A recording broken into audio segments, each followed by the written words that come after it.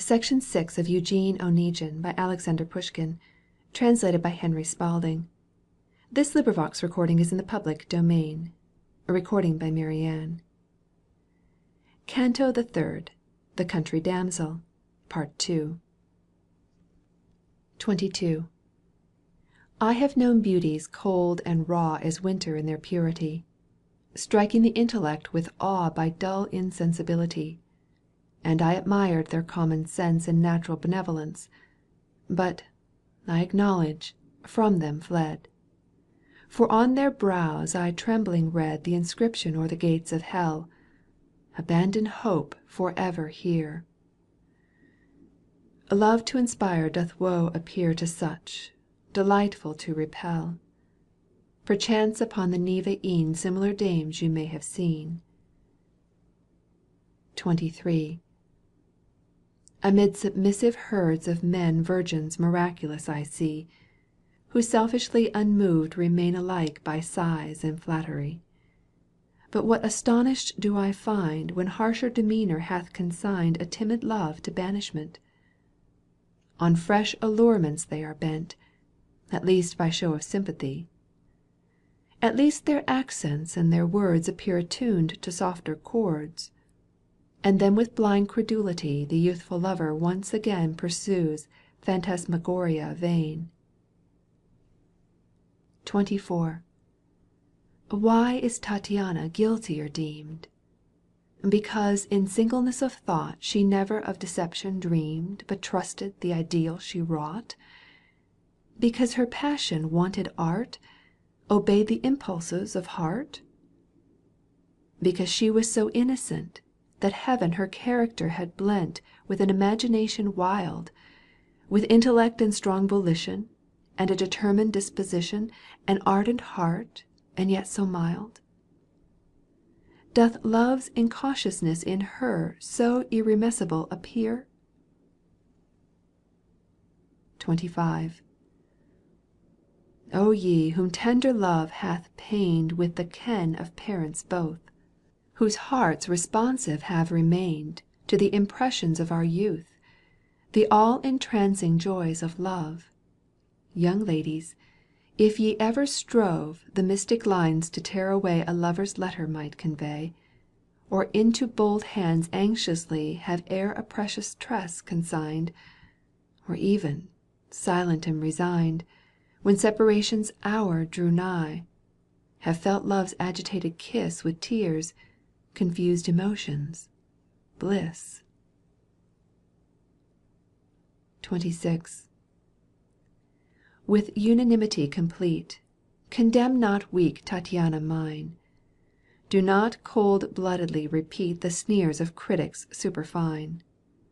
And you, O maids immaculate, whom vice, if named, doth agitate e'en as the presence of a snake, I the same admonition make. Who knows? With love's consuming flame perchance you also soon may burn. Then to some gallant in your turn will be ascribed by treacherous fame the triumph of a conquest new. The god of love is after you. 27. A coquette loves by calculation. Tattiana's love was quite sincere, a love which knew no limitation, even as the love of children dear. She did not think procrastination enhances love in estimation and thus secures the prey we seek. His vanity first let us pique with hope and then perplexity, excruciate the heart and late with jealous fire resuscitate, lest jaded with satiety the artful prisoner should seek incessantly his chains to break. 28. I still a complication view. My country's honour and repute demands that I translate for you the letter which Tattiana wrote. At Russ she was by no means clever and read our newspapers scarce ever, and in her native language she possessed nor ease nor fluency. So she in French herself expressed. I cannot help it I declare, though hitherto a lady ne'er in Russ her love made manifest. And never hath our language proud in correspondence been allowed. 29. They wish that ladies should, I hear, learn Russian. But the Lord defend! I can't conceive a little dear with the well-wisher in her hand. I ask, all ye who poets are, is it not true? The objects fair to whom ye for unnumbered crimes had to compose in secret rhymes, to whom your hearts were consecrate, did they not all the Russian tongue with little knowledge and that wrong in charming fashion mutilate? Did not their lips with foreign speech the native Russian tongue impeach? 30. God grant I meet not at a ball or on a promenade mayhap, a schoolmaster in yellow shawl or a professor in tulle cap. As rosy lips without a smile, the Russian language I deem vile without grammatical mistakes. May be, and this my terror wakes, the fair of the next generation, as every journal now entreats, will teach grammatical conceits, introduce verse in conversation. But I, what is all this to me, will to the old times faithful be. 31. Speech careless, incorrect, but soft, with inexact pronunciation raises within my breast as oft as formerly much agitation. Repentance wields now not her spell, and Gallicisms I love as well as the sins of my youthful days, or Bogdanovich's sweet lays. But I must now employ my muse with the epistle of my fair. I promised. Did I so? Well, there. Now I am ready to refuse. I know that Parney's tender pen is no more cherished amongst men. 32. Bard of the feasts, a mournful breast, if thou wert sitting by my side, with this immoderate request I should alarm our friendship tried. In one of thine enchanting lays to russify the foreign phrase of my impassioned heroine. Where art thou? Come, pretensions mine I yield with a low reverence. But lonely beneath finished skies Where melancholy rocks arise He wanders in his indolence. Careless of fame his spirit high Hears not my importunity. 33. Tattiana's letter I possess. I guard it as a holy thing, And though I read it with distress, I'm o'er it ever pondering. Inspired by whom this tenderness, This gentle daring who could guess? Who this soft nonsense could impart, Imprudent prattle of the heart, Attractive in its banefulness? I cannot understand, but lo, A feeble version read below, A print without a picture's grace, Or, as it were, the Freischütz's score Strummed by a timid schoolgirl o'er. Tattiana's letter to Oneguine. I write you. Is more required? Can lower depths beyond remain? 'Tis in your power now, if desired, To crush me with a just disdain. But if my lot unfortunate You in the least commiserate You will not all abandon me. At first I clung to secrecy. Believe me, of my present shame You never would have heard the name, If the fond hope I could have fanned At times, if only once a week, To see you by our fireside stand, To listen to the words you speak, To address to you one single phrase And then to meditate for days Of one thing till again we met. 'Tis said you are misanthrope, In country solitude you mope, And we, an unattractive set, Can hearty welcome give alone. Why did you visit our poor place, Forgotten in the village lone? I never should have seen your face, And bitter torment never known. The untutored spirit's pangs calmed down by time, who can anticipate? I had found my predestinate, Become a faithful wife and e'en A fond and careful mother been. Another, To none other I my heart's allegiance can resign. My doom has been pronounced on high. 'Tis Heaven's will, and I am thine. The sum of my existence gone But promise of our meeting gave. I feel thou wast by God sent down My guardian angel to the grave. Thou didst to me in dreams appear, Unseen thou wast already dear. Thine eyes subdued me with strange glance, I heard thy voice's resonance Long ago. Dream it cannot be. Scarce hadst thou entered thee I knew, I flushed up, stupefied I grew, And cried within myself, 'tis he. Is it not truth? In tones suppressed With thee I conversed when I bore Comfort and succour to the poor, And when I prayer to heaven addressed To ease the anguish of my breast. Nay, even as this instant fled, Was it not thou, O vision bright, That glimmered through the radiant night And gently hovered over my head? Was it not thou who thus didst stoop To whisper comfort, love and hope? Who art thou? Guardian angel sent Or torturer malevolent? Doubt and uncertainty decide.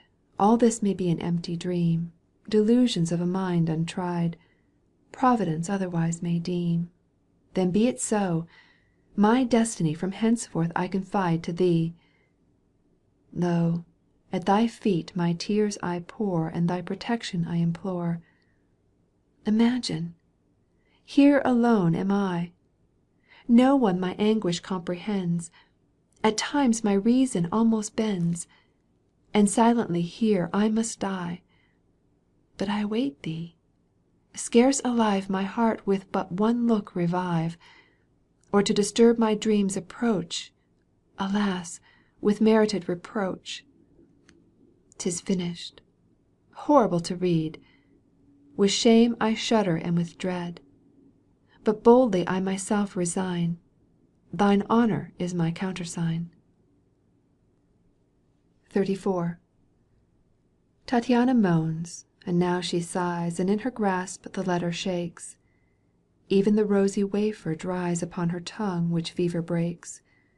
Her head upon the breast declines And an enchanting shoulder shines From her half open vest of night. But lo, already the moon's light Is waning. Yonder valley deep looms grey Behind the mist and morn Silvers the brook. The shepherd's horn Arouses rustics from their sleep. 'Tis day. The family downstairs. But not for this Tattiana cares. XXXV. The break of day she doth not see, But sits in bed with air depressed. Nor on the letter yet has she The image of her seal impressed. But grey Philippevna the door Opened with care, and entering bore A cup of tea upon a tray. 'Tis time, my child, arise, I pray. My beauty, thou art ready too. My morning birdie, yesternight I was half silly with affright. But praised be God, in health art thou. The pains of night have wholly fled. Thy cheek is as a poppy red. XXXVI. Ah, nurse, a favour do for me. Command me, darling, what you choose. Do not — you might — suspicious be. But look you — do not refuse. I call to witness God on high. Then send your grandson quietly To take this letter to Well, unto our neighbour. Mind you tell, command him not to say a word. I mean my name not to repeat. To whom is it to go, my sweet? Of late I have been quite absurd, So many neighbours here exist. Am I to go through the whole list? XXXVII. How dull you are this morning, nurse. My darling, growing old am I. In age the memory gets worse. But I was sharp in times gone by. In times gone by thy bare command — Oh, nurse, nurse, you don't understand. What is thy cleverness to me? The letter is the thing, you see — Oneguine's letter. Ah, the thing Now don't be cross with me, my soul.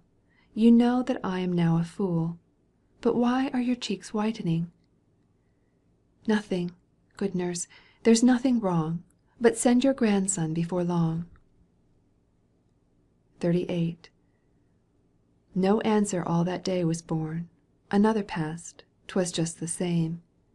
Pale as a ghost and dressed since morn, Tattiana waits. No answer came. Olga's admirer came that day. Tell me, why doth your comrade stay? The hostess doth interrogate. He hath neglected us of late. Tattiana blushed, her heart beat quick. He promised here this day to ride. Lenski unto the dame replied. The post hath kept him, it is like. Shamefaced Tattiana downward looked, as if he cruelly had joked. 39. 'Twas dusk. Upon the table bright Shrill sang the samovar at eve. The china teapot too ye might In clouds of steam above perceive. Into the cups already sped By Olga's hand distributed The fragrant tea in darkling stream. And a boy handed round the cream. Tania doth by the casement linger And breeze upon the chilly glass. Dreaming of what not, pretty lass? And traces with a slender finger Upon its damp opacity The mystic monogram O.E. 40. In the meantime her spirit sinks, Her weary eyes are filled with tears. A horse's hoofs she hears. She shrinks. Nearer they come. Eugene appears. Ah, than a spectre from the dead More swift the room Tattiana fled. From hall to yard and garden flies, Not daring to cast back her eyes. She fears and like an arrow rushes Through park and meadow, wood and brake, The bridge and alley to the lake. Brambles she snaps and lilacs crushes, The flower beds skirts, the brook doth meet, Till out of breath upon a seat. 41. She sank. He's here. Eugene is here. Merciful God, what will he deem? Yet still her heart, which torments terror, Guards fondly hope's uncertain dream. She waits, on fire her trembling frame. Will he pursue? But no one came. She heard of servant maids the note, Who in the orchards gathered fruit, Singing in chorus all the while. This by command, for it was found, However cherries might abound, They disappeared by stealth and guile, So mouths they stopped with song, not fruit, Device of rural minds acute. The Maiden's Song. Young maidens, fair maidens, friends and companions, Disport yourselves, maidens, arouse yourselves, fair ones. Come sing we in chorus the secrets of maidens. Allure the young gallant with dance and with song. As we lure the young gallant, espy him approaching. Disperse yourselves, darlings, and pelt him with cherries, red currants, with raspberries, cherries. Approach not to hearken to secrets of virgins. Approach not to gaze at the frolics of maidens. 42. They sang, whilst negligently seated, Attentive to the echoing sound. Tattiana with impatience waited Until her heart less high should bound, Till the fire in her cheek decreased. But tremor still her frame possessed, Nor did her blushes fade away. More crimson every moment they.